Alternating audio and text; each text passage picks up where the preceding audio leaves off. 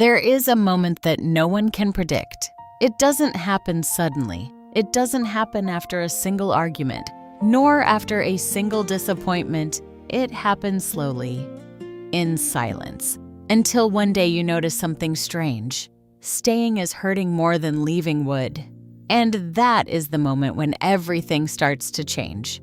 Many people believe that leaving is the hardest part, but it isn't always. Sometimes staying is harder. Staying in places where you aren't seen. Staying in relationships where you have to make yourself smaller. Staying in stories that have already stopped making sense, because there is a pain that comes from goodbye. But there is another pain, a quieter one, the pain of betraying yourself every single day. For a long time, you try to endure, you try to understand, you try to justify, you try to wait. You believe things will get better, that the person will change, that love will be enough. Until a moment arrives when something inside you asks a simple question. What if I keep living like this for the next 5 years? And the answer is frightening, because you realize you are not just afraid of losing the relationship, you are afraid of losing yourself. That is when the shift happens, not when the pain disappears, not when you stop loving, not when you stop missing them, but when you understand that staying also has a cost, and that cost is becoming too high. Book reflection. In Women Who Love Too Much, Robin Norwood shows how many people stay for years trying to save relationships that are already consuming their energy, their self-esteem, and their identity, until they realize that love should never require their own destruction. Film to reflect on Elizabeth's transformation in Eat. Pray Love begins when she realizes that continuing to live the same life had already become more painful than facing the uncertainty of change. Because sometimes courage is not born from the absence of fear, it is born from too much suffering. Emotional practice of the day. Ask yourself, what have I been enduring for too long? What am I afraid of losing if I leave? And what am I losing by staying? Maybe the most important decision of your life doesn't happen when you leave someone. Maybe it happens before that, on the day you realize that continuing to hurt yourself is no longer an option, because there is a moment when the pain of leaving still exists, but it finally becomes smaller than the pain of staying. And that is usually the day freedom begins. I want to talk about something many people only realize too late. We tend to think that staying is always the safer choice, and that leaving is the risk. But in clinical practice, I see the opposite very often. Staying in a relationship that no longer makes sense also has a cost. It's just that this cost is silent. It doesn't show up all at once. It builds up. In psychology, this relates to what we call the cumulative cost of silence. Every time you swallow a need, postpone a boundary, or ignore a discomfort, it doesn't disappear. It gets stored. And the problem is that this accumulation is hard to notice from inside the relationship, because each day on its own seems small, bearable. It's only when you stop and ask yourself, what if this continues for another 5 years, that the real size of it becomes clear. That question works like an emotional thermometer.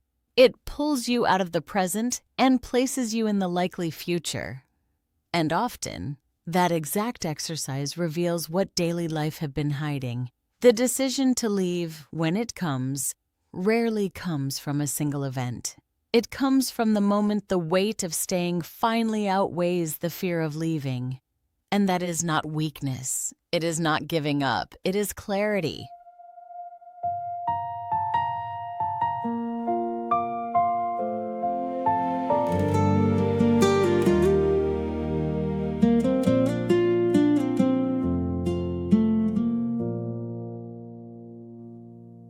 There are things we never tell anyone that stay buried deep inside the chest, like a secret that aches in silence, like a smile that no longer feels real.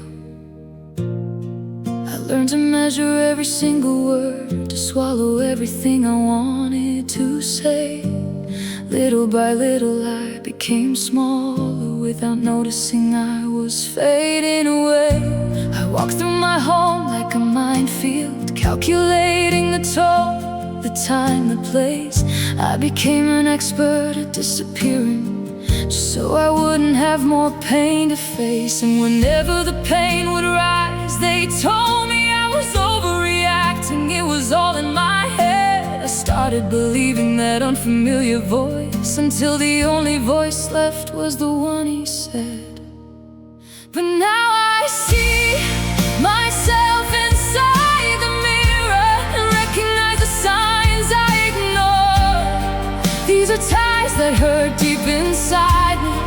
These are chains that I carry before. It's not love when it erases who you are. It's not love when you lose yourself instead. It's not love when it feeds upon your pain. It's not love, it never was love.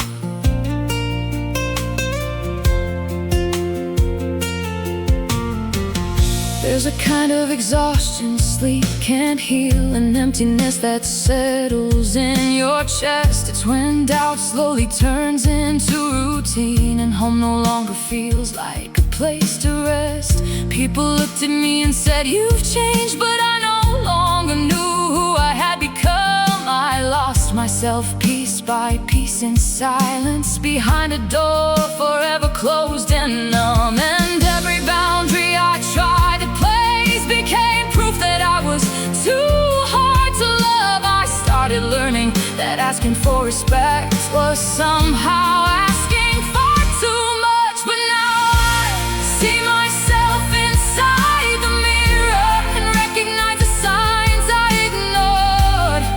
These are ties that hurt deep inside me.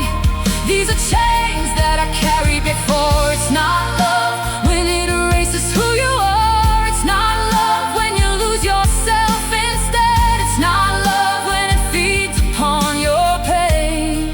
It's not love, it never was love.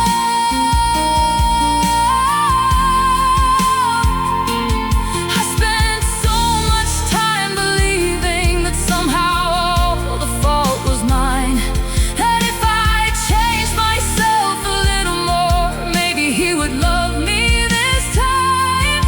But real love never humiliates, never punishes, disappears, then returns again.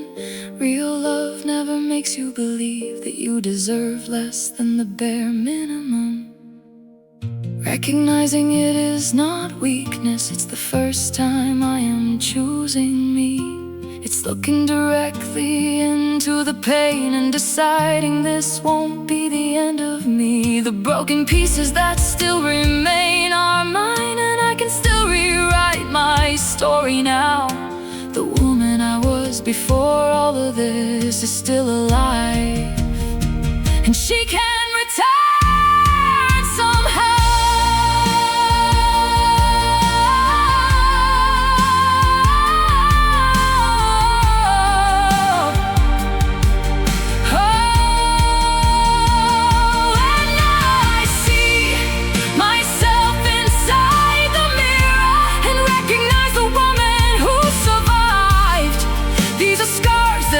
Deep inside me, but proof that somehow I stayed alive.